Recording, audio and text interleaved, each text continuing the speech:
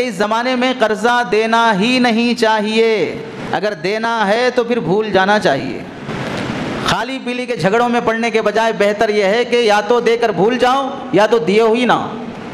اگر تمہیں 100% اعتماد ہے کہ یہ لے کر واپس کرے گا، اس کے بعد بھی واپس نہ کرے، پھر تم کسی کو ملامت مت کرو۔ بہت سے بندے مول صاحبوں کے پاس، مفتی صاحبوں کے پاس، امام صاحب کے پاس آتے ہیں، وہ فلاں بندہ میرے پیسے ڈبا دیا، آپ تھوڑی میری مدد کیجئے، تو اس سے چل کے بات کرتے ہیں۔ دیتے وقت آیا امام صاحب کے پاس کیسے دینا ہے پوچھنے کے لیے، مسئلہ پوچھ کر دیا۔ جب لڑائی جھگڑا سب کچھ ہو جانے کے بعد کچھ نہیں ہو پاتا ہے تو اب آتے ہیں، اور اب اگر امام صاحب بولتے ہیں کہ بھائی ایسا نہیں چلتا، آ کے بات کرے تو بھی بیکار ہے، تو پھر بولتے ہیں کیا ہمارے ایک مسئلے میں بھی ساتھ نہیں دیتے۔ یعنی ایسی مکاری اور ایسی نفاق اور چال بازی کہ آدمی کو کہاں کیسے یوز کرنا چاہیے وہی انسان اپنا رہا ہے، کہ اس کو یہ ٹائم پہ یوز کر سکتے ہیں، امام صاحب کو کون سے ٹائم پہ یوز کرنا چاہیے اس لحاظ سے استعمال کیا جاتا ہے۔ Thanks for watching. Don't forget to like, comment, share and subscribe to. قرآن مجید کی آیت میں اللہ رب العزت ارشاد فرماتے ہیں، اے ایمان والوں، جب تم کوئی قرض لو تو ٹائم فکس کر کے لو، اتنے دنوں میں واپس کر دوں گا، اور پھر اسے لکھا پڑھائی کر لو۔ زبانی طور پر قرضے لیا دیا مت کرو، اور لکھنے کے لیے کوئی اچھی طرح صاف صاف لکھنے والے کو بھی بٹھا لو، تاکہ جھول مول لکھ کر کسی کو دھوکہ دینے کی باری بات نہ پیدا ہو۔ یہ آیت اصل میں قرضہ لینے دینے کے متعلق بتانا نہیں ہے، بزنس کے بارے میں جب کبھی کسی آدمی کو قرضہ لینے کی ضرورت پڑے تو قرضہ لینا ہو تجارت کے لیے، بزنس کے لیے، تو بھی یہی کام کرو، ٹائم فکس کر کے لو اور گواہ بنا لو اور رائٹنگ میں لکھ لو کس کو کتنا قرضہ دیے ہیں۔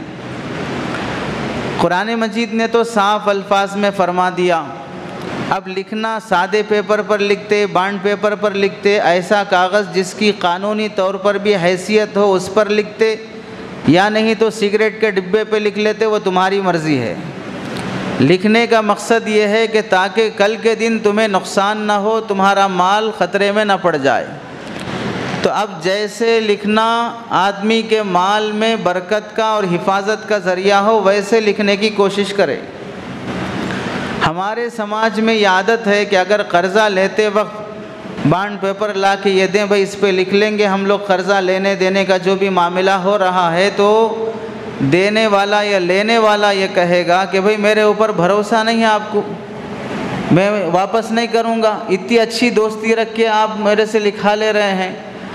ایسی باتیں کرنے والے ایک نمبر کے غدار ہوتے ہیں، ایک نمبر کے دھوکے باز ہوتے ہیں۔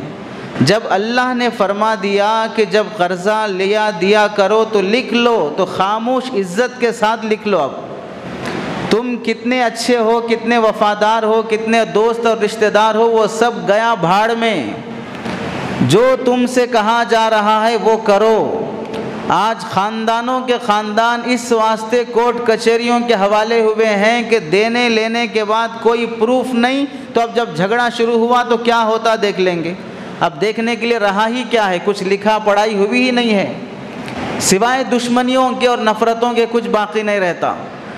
1400 سال پہلے اللہ نے فرما دیا کہ لکھا پڑھائی کے ساتھ قرضہ لیا کرو۔ آج لکھا پڑھائی بانڈ پیپر پہ 100 روپے کے بانڈ پیپر پر لکھ کے دے کے، چیک لکھ کے دینے کے بعد بھی جب آدمی مکر جاتا ہے تو وصول کرنا مشکل ہے۔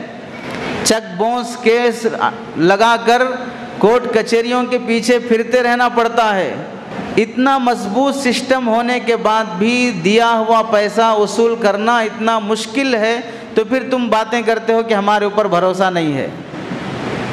اتنا مضبوط نظام ہونے کے بعد بھی کورٹ بھی ہمت ہار جاتی ہے قرضہ لیے ہوئے آدمی سے پیسہ وصول کروانے میں۔ کیس ہونے سے پہلے ہی جا کے آئی پی اٹھا دے گا، کیا کر لیں گے، میں فقیر ہوں، میں بھکاری ہوں، سارا پیسہ دوسروں کے نام پہ کر دیا، فلاں کے نام پہ فلاں کے نام پہ، جس سے لیا ہے اس کو دھوکہ دے رہا ہے۔ تو قرآن جیسے بتا رہا ہے ویسے کر لو۔ یہ تو صرف بزنس میں قرضہ لینے دینے کے بارے میں ہے، اور اس کا صحیح عمل اگر کوئی کرتا ہے موجودہ حالات میں تو صرف بینک اس پر عمل کرتا ہے۔ کوئی بھی بینک ہو، آپ اس سے لون لینے کے لیے جائیں گے تو پوری نسل کی بال کی کھال نکال کر پھر آپ کو لون دے گی وہ۔ آپ چھوٹ کر جا ہی نہیں سکتے کہیں پر اس کا لون ادا کیے بغیر، الا یہ کہ آپ ملک چھوڑ کے بھاگ جائیں۔ اب ملک چھوڑ کے بھاگنے کے لیے اتنا قرضہ لیے ہوں کہ دوسرے ملک میں جا کر جی سکیں تو پھر بھاگ سکتے ہیں، ورنہ ہر کسی کے بس کی بات نہیں ہے بھاگنا۔ اس کے لیے تو سپورٹ ہونا پڑتا ہے گدی پہ بیٹھے ہوئے آدمی کا۔ تو اللہ تعالیٰ جب بول دیے ہیں کہ اس پر عمل کرو تو ویسے ہی عمل کیا جائے گا۔ اب یہ نہیں ہوگا کہ مجھ پہ بھروسہ نہیں ہے، فلاں نہیں ہے۔ اگر کوئی یہ بات کہے تو صاف بول دو مجھے تجھ پر بھروسہ نہیں ہے، اب قرضہ بھی نہیں دوں گا۔ بلکہ اس زمانے میں قرضہ دینا ہی نہیں چاہیے، اگر دینا ہے تو پھر بھول جانا چاہیے۔ خالی پیلی کے جھگڑوں میں پڑنے کے بجائے بہتر یہ ہے کہ یا تو دے کر بھول جاؤ یا تو دیے ہوئی نہ۔ اگر تمہیں 100% اعتماد ہے کہ یہ لے کر واپس کرے گا، اس کے بعد بھی واپس نہ کرے، پھر تم کسی کو ملامت مت کرو۔ بہت سے بندے مول صاحبوں کے پاس، مفتی صاحبوں کے پاس، امام صاحب کے پاس آتے ہیں، وہ فلاں بندہ میرے پیسے ڈبا دیا، آپ تھوڑی میری مدد کیجئے، تو اس سے چل کے بات کرتے ہیں۔ دیتے وقت آیا امام صاحب کے پاس کیسے دینا ہے پوچھنے کے لیے، مسئلہ پوچھ کر دیا۔ جب لڑائی جھگڑا سب کچھ ہو جانے کے بعد کچھ نہیں ہو پاتا ہے تو اب آتے ہیں، اور اب اگر امام صاحب بول دیں کہ بھائی ایسا نہیں چلتا، آ کے بات کرے تو بھی بیکار ہے، تو پھر بولتے ہیں کیا ہمارے ایک مسئلے میں بھی ساتھ نہیں دیتے۔ یعنی ایسی مکاری اور ایسی نفاق اور چال بازی کہ آدمی کو کہاں کیسے یوز کرنا چاہیے وہی انسان اپنا رہا ہے، کہ اس کو یہ ٹائم پہ یوز کر سکتے ہیں، امام صاحب کو کون سے ٹائم پہ یوز کرنا چاہیے اس لحاظ سے استعمال کیا جاتا ہے۔